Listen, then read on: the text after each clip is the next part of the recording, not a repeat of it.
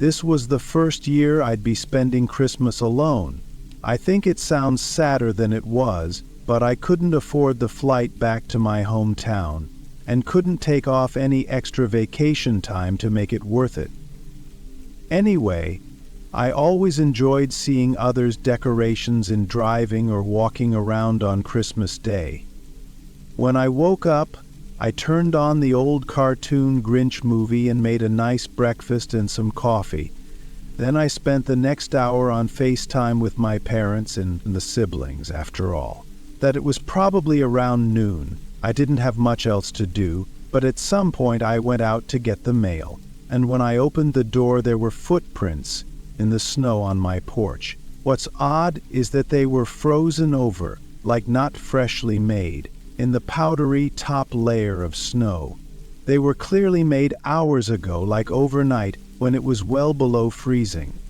I looked around even though they clearly were not here anymore, then went out in my mail. It was very strange. I don't know if I felt scared, but definitely a bit unsettled.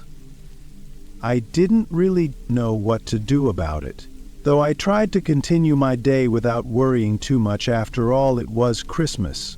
I had some Hallmark movies play while I opened the gifts and letters that my family had sent in the mail around 3.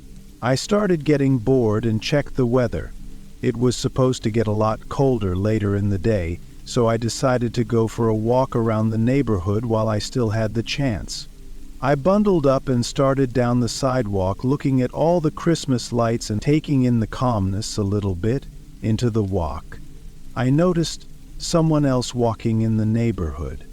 They were the only other person I saw, and they were walking on the other side of the road. I thought nothing of it, but a few minutes later they passed by me again. I did a double take, thinking I was seeing things, because there was no way we could have passed each other twice so soon, unless they turned around right after we passed each other the first time.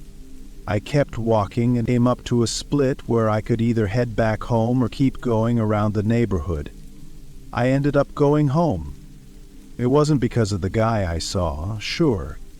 It was strange, but something else just felt off and made me want to head back. I went in through the front door, and eerily soon after I got inside there was a knock at the door. I had only just taken off my boots and was still standing right by the door. My heart pounded in my chest like I knew this was bad. I looked out the peephole and saw a guy standing very close to the door, wearing a baseball cap tilted downward, covering his face. Weirdly, he seemed familiar. I didn't know why at the moment. I thought it was just because he was the man I'd seen walking around the neighborhood. He knocked again. I knew he had to have already seen me enter. "What do you need?" I called out. They didn't answer. A few seconds later they banged on the door again. I asked again what they were doing here and what they wanted, and watched out the peephole as he just stood there against the door and refused to answer or speak at all before banging on the door again. He then grabbed the door handle and started shoving his whole body into it. I backed away as the whole door shook, rattling from its hinges with each blow. It went on for maybe 20 to 30 seconds. Then it all suddenly stopped. There was a pause and then multiple people yelling. When I went over and looked, there were 2 cops outside my home arresting the man at my door. I was completely confused and unsure how this happened. I thought it was just some kind of miracle that they showed up at the perfect time. It turned out a neighbor had actually called the police and reported a man acting unusual, walking back and forth down our street for hours and standing outside my home. Even more disturbing, though, I knew the man. He was an old ex from probably 6 years ago. He didn't even live in the same state as me anymore, and we hadn't talked at all since the breakup. It's scary to think that so suddenly, years later, he just decided to show up at my house on Christmas Day and try to break in. The cops found 2 knives on him, and in his car that he parked a few blocks away, He had a firearm and a whole roll of duct tape, both that he purchased just a few days prior. He admitted to nothing, but it's not hard to see what he was likely intending to do.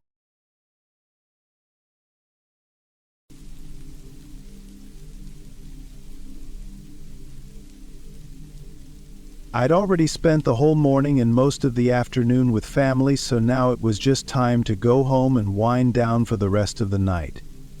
Maybe watch a holiday movie or something. I drove 45 minutes from my parents' home to mine. The roads were empty, as you could imagine, and if not for it being Christmas, it would have actually been kind of eerie. Everything was so quiet and motionless outside anyway.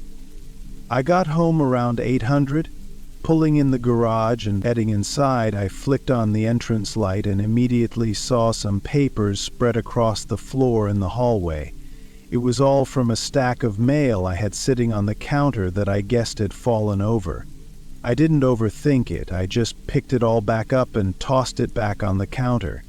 I did leave the house in a rush that morning, so maybe I ran past it and caused the pile to fall, and I just didn't notice after cleaning it up.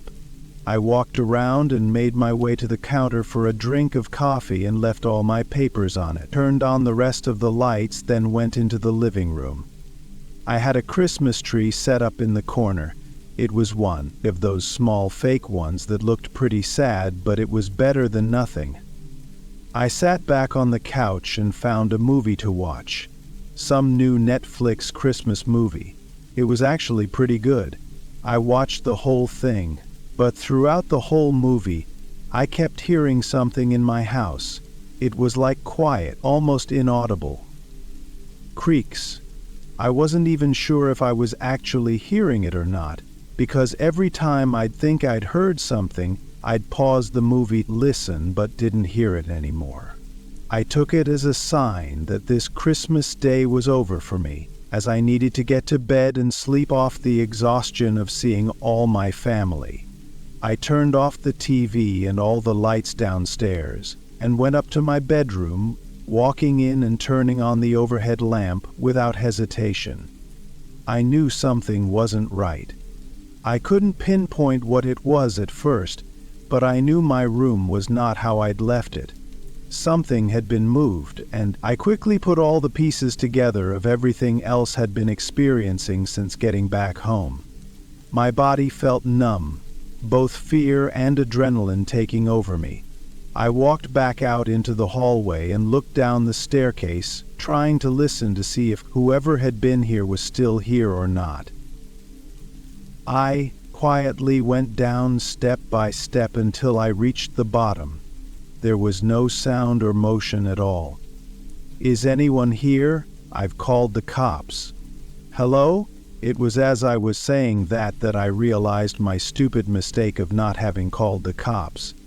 Yet I started to go back upstairs, planning to lock myself in my room and call the police, when sudden footsteps rushed from the living room. It was too dark to see anything more than the Christmas tree branches swaying and figure rushing away from it. I followed the sound into the kitchen and then the back door. They opened it and ran away. I was just standing there, frozen. Once I snapped out of it, I dialed 911 and locked the back door. I still don't really know what happened that Christmas night. Whoever had broken in hadn't taken much of anything, at least nothing that I really noticed. What I think is that they got in just as I was getting home, and once they heard the garage open, they probably sprinted through the kitchen, knocking over the papers, and I know I saw them running away from the tree, but if they were hiding the whole time I was watching the movie, it wouldn't explain the noises I was hearing.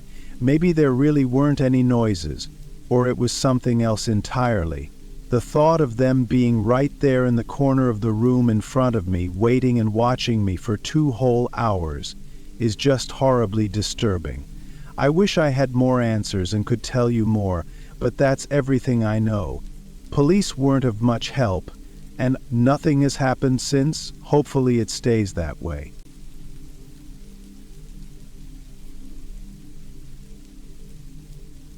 I'm nearing 30, and Christmas nowadays isn't as exciting as it once was. I usually take a trip down to whichever family member was hosting the get-together that year and just hang out for the week, then go back home. It was always nice, but often there were just so many people that it was just a bit too chaotic for me. This was last year. I rented an Airbnb near my cousin's place who was hosting the get-together. He lived kind of out in the middle of nowhere, so a lot of the options I had to rent were just small cabin. I chose one pretty much at random, and come a few days before Christmas I drove out there. The first 2 days were actually really fun. I saw a lot of family I hadn't seen in years and enjoyed catching up. Then even more people showed up. Like maybe 30 people total, stuffed in a 3-bedroom house. It was a mess on Christmas Day. We spent the morning watching the kids open their presents, then had a big breakfast. I hung around until dinner time, then called in for the night at 7. I drove back to the cabin. The place was nestled away in the trees just outside of town. I thought the cabin was fairly nice, though when I pulled in and parked out front, I noticed shoe prints in the snow going up to the front door. I thought it had to be the Airbnb host maybe wanting to check in on me or something. When I got up to the front door, it was clear they hadn't gone inside or anything. They just stopped, maybe waited for me to answer the door for a bit, then walked away. I went inside and tossed my jacket on the couch and sat in the sofa chair. I thought about texting the host to see what he stopped by for, but I figured if it was something important he would have texted me. So I ended up forgetting about it after only a few minutes of sitting down. I dozed off. It must have only been 10 or so minutes later when I woke up to a ring at the doorbell. I got up and walked over to the door, trying to rub the tired look off my face. I opened the door. There was a man with medium black hair and a brown jacket. He had a short smile and greeted me quickly, introducing himself as the host of the Airbnb and shaking my hand. I was still just trying to wake up, so I let him control the conversation while I just stood there and went with the flow. He asked me how my stay was and then explained that he just needed to check on a few things. Again, I was just nodding. Too out of it to care about what he was saying. It was only after he walked past me and into the house that I realized I'd unknowingly agreed to let him in to check on some things. That almost immediately woke me up. He walked into the living room and then he looked back at me and snickered. I'd have just stood there for a moment looking around at the walls. It almost looked like he didn't even know what he was looking for. It was around then that I remembered it was still Christmas Day, which just made this whole thing even stranger. Why would he need to do this on the hall? Couldn't he wait until tomorrow, or have come by yesterday? His strange behavior only made me feel worse. He was just slowly walking through the room, moving his head around and clearly pretending to be looking for something. The thought of him not being who he said he was began creeping into my mind. I was just so caught off guard by everything, and it being Christmas, I just wasn't expecting to deal with anything like this. Hey, do you think you could come by tomorrow instead? I've actually got a bunch of family that should be here any minute now. He stopped, looking around, and turned to face me. His face was stiff. He looked almost angry at me for saying that. He then casually walked down to the front door as if he was going to leave, but instead he closed and locked it. That instantly sent a sea surge of fear through me. I ran straight into the bedroom and locked it behind me. The man ran up only a few seconds later and began trying to open it. I had no idea what to do. My car keys were still in my jacket on the couch, along with my phone. I knew that I needed to act now. Though I looked at the back of the room, there was an old window, one with a handle that you push open like a hatch. I hurried over, hearing the door behind me bend and crack with each hit as I squeezed myself out of the window. I then bolted for the tree line. He must have heard me leave or broken down the door right after I fled, because by the time I was in the woods and looked back, I saw him run out the front door. I was well covered by the dark, though, and he didn't seem to know where I ran off to. He stayed out there for a while, like 20 minutes, before he finally got into his car and drove off. I waited an extra few minutes just to be safe, then ran back and got my phone. Calling 911 during the investigation, the homeowner and Airbnb host came down, confirming he was not the one who stopped by the cabin with this situation. There's not too much to go off of, so it can only be assumed that the man had found out that the cabin was an Airbnb and used that against me to get access to the place. His intentions after that aren't known, but it likely wasn't to just rob the cabin of its